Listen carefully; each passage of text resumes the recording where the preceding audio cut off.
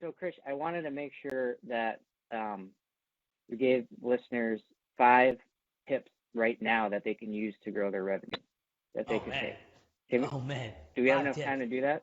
We do. We do. What a damn man. You're putting that pressure on me now. Let's give me 2 seconds. Let me see if Yeah. there's any comments right now on this one. But all right. 5 tips, man.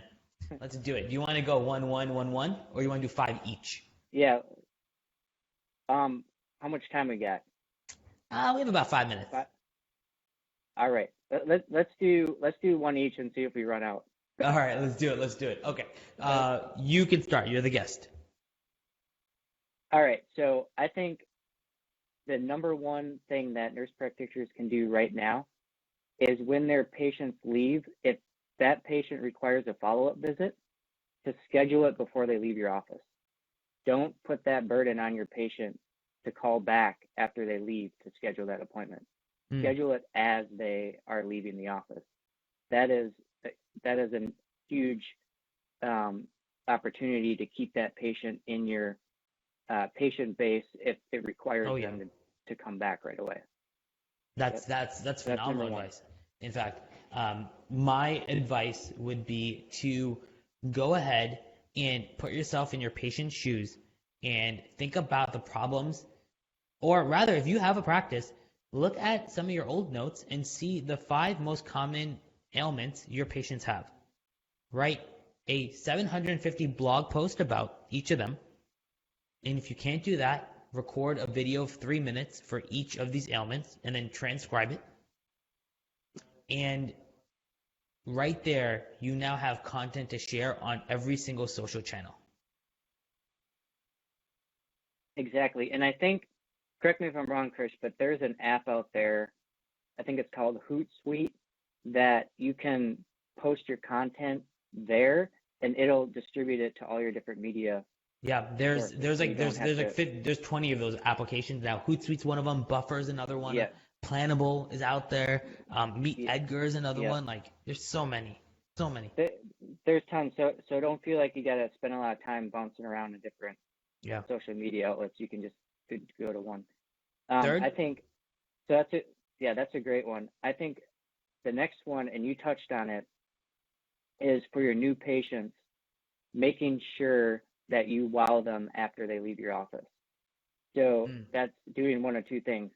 Sending them a handwritten thank you note, if you want to keep it that simple, welcoming them to your practice, asking them if they're feeling any better, making sure they can reach out with any questions, that sort of thing. Or, taking it even a step higher than that and find out what their interests are and then sending them something that ties to their interests. So your running example was great. If you know that your new patient is a runner, sending them $4 worth of energy gummies or something and saying, good luck on your next run. I mean, that would completely, as a new patient myself speaking here, I would definitely come back if I knew something like that was happening. Totally. I wouldn't even think of going anywhere else. And right now, if I don't have a PCP right now, the next time I go to a clinic, if somebody does that, I will bring them to this podcast right now and I will interview them. It's crazy. Yeah. My number 4 option. So the question was, how do you increase revenue in your practice, right? Yep. Then I'd say a lot of people are not utilizing precepting. Now, you and I have talked about this one a lot, and precepting, especially among NPs, is incredibly challenging. They need the support. I know that NP students are incredibly underserved. What I learned over the last few years are that NP preceptors are underappreciated.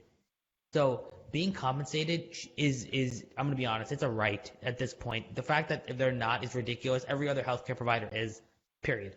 Now, understanding that precepting gives you a few different things. A, it gives you a funnel to hire future providers in your clinic because you get to see them when they're being trained. 2, it gives you a very long interview process, right? And 3, if you precept appropriately, depending on the providers you have in your clinic, you are looking at additional income of, depending on the number of providers, anywhere from $10,000 to $50,000, $80,000 a year. And those are not light numbers. That's incredible. That's incredible. And Yeah, no, that's incredible. And, to your point about bringing additional revenue in and adding capacity, the challenge, if you become really good at marketing, you're going to run out of appointment slots. So that tip that you just offered about bringing on a preceptor is a great way to add capacity to your practice once you become too busy. Exactly. If you start That marketing, solves that problem. right, you start marketing effectively, it's going to take you a few months to get up and running. Then, you're precepting students, you find future students that you're going to need a job when they graduate. Boom. There is literally your funnel of hiring effective, good people who you trained. So they're good. Yep. Yeah, Right? exactly. You're not rolling the dice. You're not rolling the dice. Mm-hmm. They align with the values of your practice. They align with the mission of your practice. They align with your culture, with your personality, because you've trained them and you know how they operate. So you can make that decision to bring them on or not. There you go. That's a wonderful. Well, Namar, I'm That's going a to give you wonderful the strategy. last one, number 5. All right, man. So I think this is a very underrated strategy, but I think it's extremely important because other businesses do this really well. And that's building strategic alliances. And what I mean by that is not only creating referral sources with other providers, but thinking about where your patients go for other products or services. So, for example, think of a CrossFit gym, think of the Orange Theory gym, think of small businesses that are in the neighborhood of your practice, and going to them and offering either the athletes or the employees wellness exams for free. Just spend 3 hours and go to a business and say, look, I want to offer your employees a wellness exam to make sure that, they're all ready for flu season, their vitals all look good and all that kind of stuff. And you'll soon find that all of a sudden you have new patients showing up that come from all these different things that you're doing to provide value for free.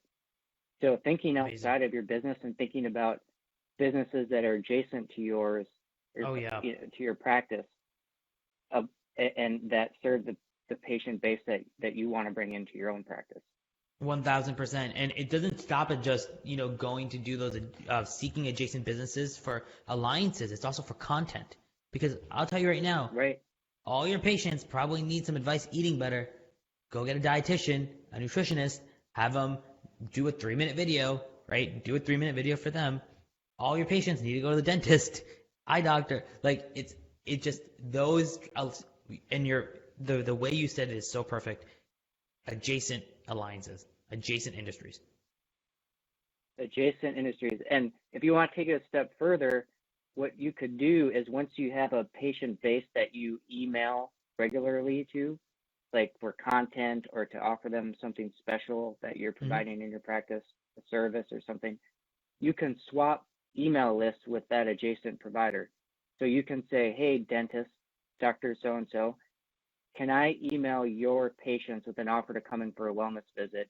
And I'll email my patients with an offer to come in for a dental checkup because I really like the quality that you provide your patients and I want to bring it to my patient base. Holy cow. And that would multiply your business overnight. Oh, wow. Holy cow. Namar, that was amazing advice. So last question up, man, is how do people stay in touch with you? You have incredible information. Can they email you?